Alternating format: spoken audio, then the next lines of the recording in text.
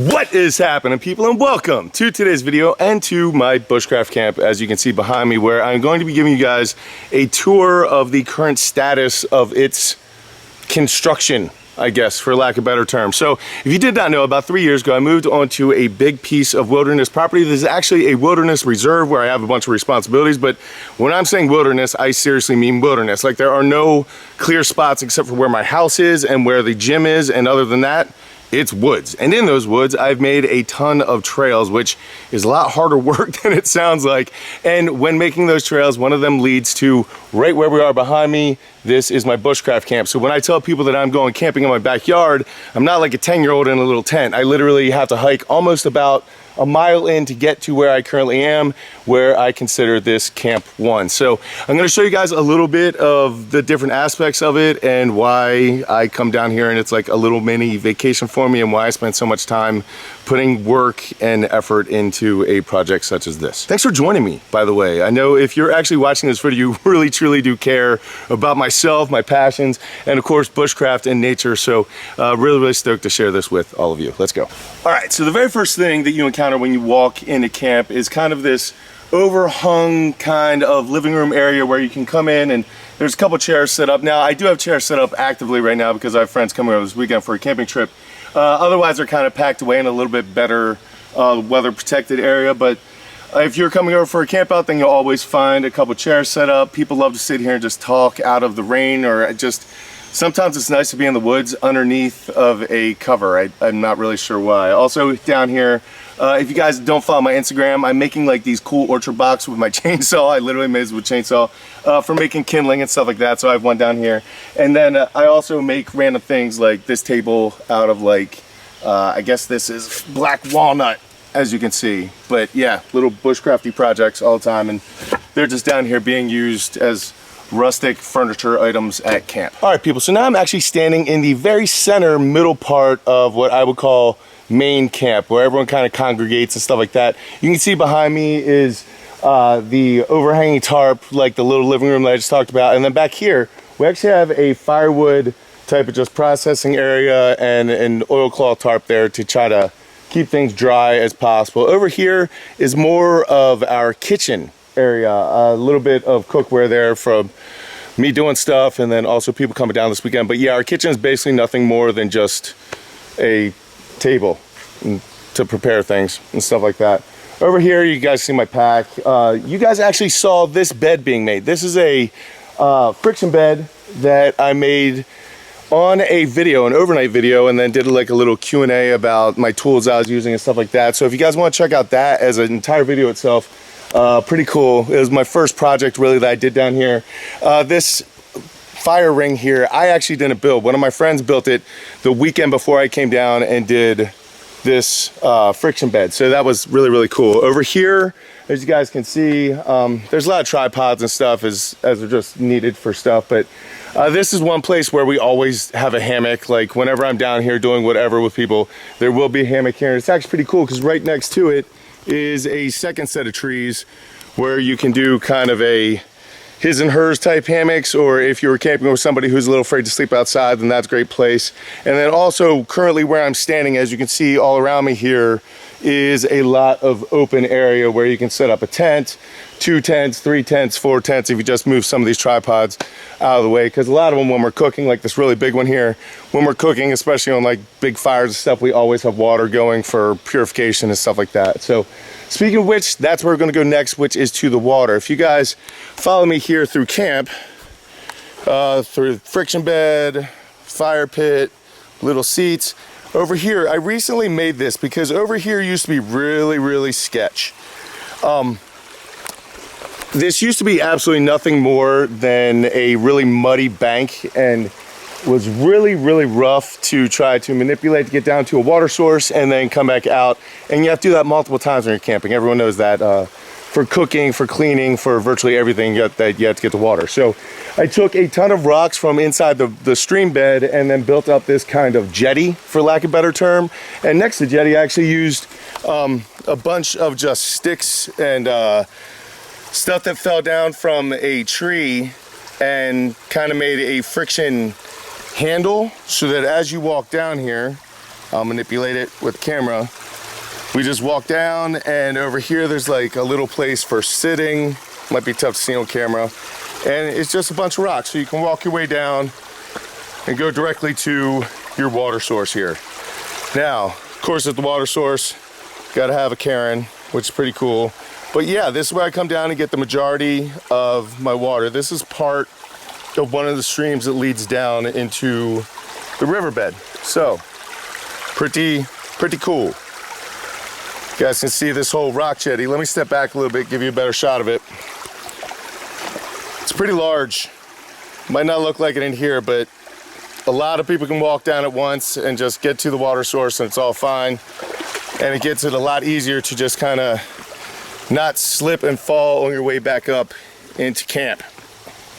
All right, so now we're back up here. The next place that I want to take you guys is actually over here to the Bungalow, which is up behind me here, which is just literally a couple feet from camp. The Bungalow, if you guys want to watch the entire video about that, this actually took 40 hours to build because of all the digging and building retaining walls and building fireplaces. And yeah, it was about 40 hours to do the entire thing. And you can see the entire build in one video where I don't say a word. It just shows the entire build. And then the second video, I actually do an explanation of everything going on. But up here right now, we do currently have another hammock set up. And you guys can see over here, it's actually built into the side of a boulder and it's holding up very, very well. We built this, by we, I mean I built this, I don't know, it hasn't been a year yet, but it's coming up on it. There's some stone steps that I made going up into it. Push you out of the way, hammock. And then up here, as you guys can see, right now, there's not much more than just some dry kindling. Another hammock up here, some supplies. I use these I cut these with my chainsaw, but they're used almost like plates or like just flat spots to have around camp. It's really nice. Water wall behind me. All of this is explained in that video ad nauseum. It's really interesting. Over here is the fireplace for the Bungalow, which is a really, really cool thing. I like this a lot. This is a cooktop. Over here you can see push coals and fire underneath there and you cook on top of that. But it's just really pretty. All these came from the riverbed. And again, it's built right into the side of this boulder. There's the outside edge. Yeah, we also have things like, here are some fire tongs hidden that you didn't see. Here are fire extinguishers that you probably did see. I keep things really as safe as possible because I'm far away enough that there's no one coming in a fire truck to help out or anything like that. So it's all things that I need to take care of. Anyway, that is said Bungalow. Now finally, let me turn this guy around. I really apologize for the Blair Witchiness of this video, but I don't really know how else to take you guys on a tour around, especially by myself. But the latest addition to the camp that I just recently did was I built a bridge because there's another area. It's the same stream. It just wraps around camp. If you guys look here, there's the Bungalow, right? You can see the stream bed coming down. Get past this tree. You can see the stream bed coming down and it wraps, comes through, and we're just building this bridge. I just built this bridge. And then it wraps over there where you guys see that hammock. Over here is where the other water source is. You'll see it in a second. That's where we go down to get water. But here, as you guys can see, I've built kind of like a little bit of a dam. It's not like a dam to like stop the water. It just kind of pulls it up right here over top. So there's about a, I don't know, that's probably about a 3 foot, 2.5, 3 foot pool. And built a little, again, jetty walls because down here there's big flash floods that come through and just wipe out and completely annihilate like the face of everything. So building a wall like this, like as you guys can see over here, all the way along underneath that cairn there, all of these stones are placed by me. And they lead over to kind of a foundation that's built around the bridge.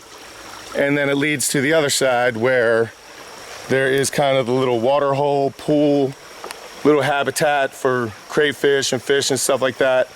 And then from over here, you can continue on and there are more trails that just go and go and go. I have well over a mile of trails on my property that I've created. Very, very proud of that fact, because like I said before, man, making trails is a lot harder than people ever would have believed. But here we are on the other side of where camp is. If you guys look behind me over here, this is like main camp. You can see the hammock and then the tarp over there. That's where the firewood was. Here's the bridge.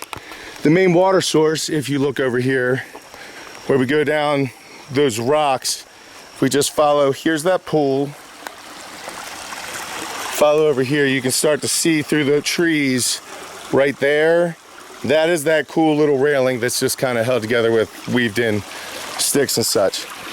Here's the other side of that dam and the bridge. As you guys can see, it's not a dam to stop up the water. It's a dam literally to slow it down enough to just create a little bit more of a habitat. And then right here, this cool aspect of camp, there's a natural spring running outside of the mountain. This is what all this stream is made up of. So really, really fresh, clean water. Stoked about it. Yeah. So basically, guys, that is camp. I spend a lot of time down here. I camp here almost every single week. At some point in time, I'm down here almost every single day. And yes, it's a lot of work, but every single time I'm down here, it feels very much like I'm on vacation. I get to take a little break, and also reconnecting with nature and spending time doing stuff like this is just absolutely incredible. And the different seasons and all the beauty and everything, it does something to feed my soul. So I keep it in the regimen. Anyway, I thought for those of you who were interested in a video like this, hopefully you found it interesting. I'm sorry again for all the shaking and all the just craziness of trying to record this type of video, but yeah, it's a beautiful, beautiful place. I feel so blessed and so grateful to be a steward. It literally, I had to sign papers to be steward of this land.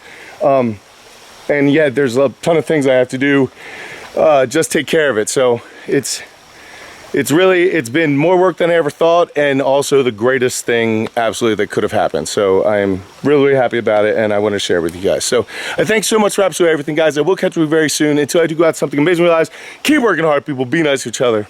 I'll see you then.